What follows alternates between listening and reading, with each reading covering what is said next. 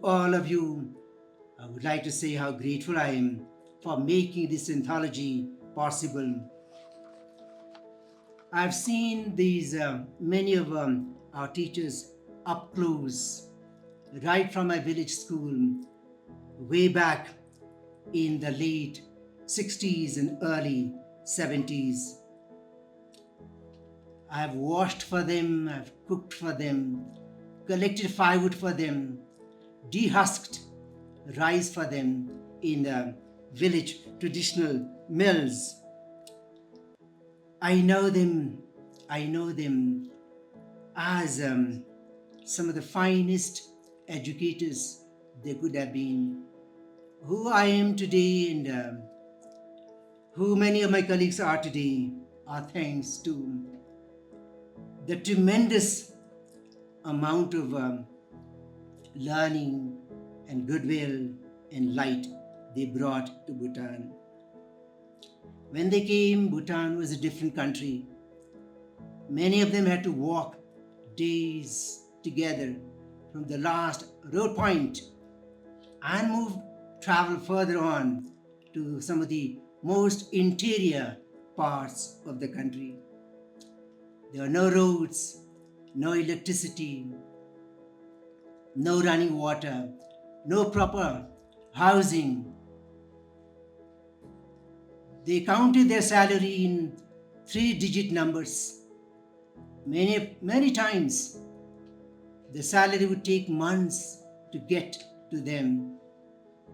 However, they managed their life, not only managed their life, but chose to share their passion.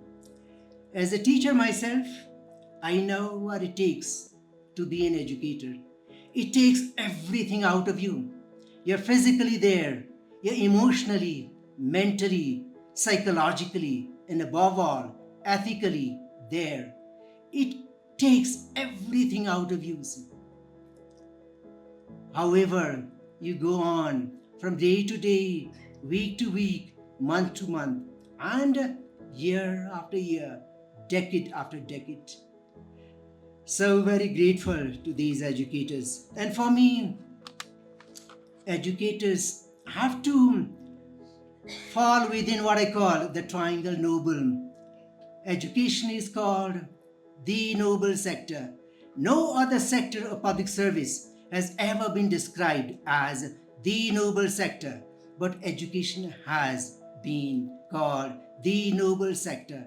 It is supposed to engage the head of the learner on the principle of nobility, help young people cultivate the nobility of their mind, help young people cultivate the nobility of their heart, thereby leading young people to cultivate the nobility of their hands.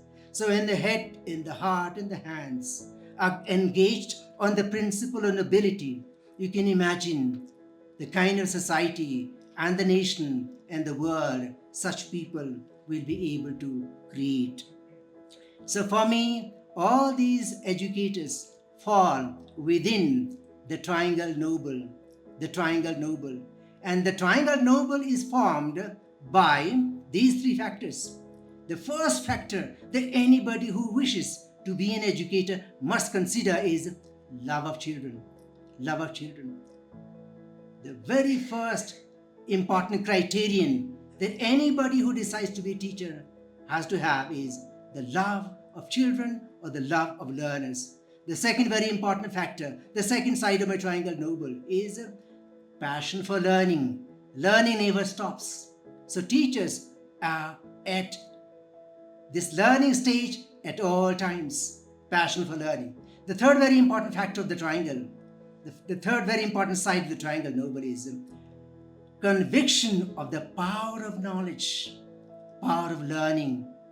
Conviction that learning, knowledge is power, and power can make a difference. Power, that knowledge can change a person. It can transform a society, build a nation, change the world. So these 3 factors, and all these teachers who I mentioned early on, in my scheme of things, fall within my triangle nobles.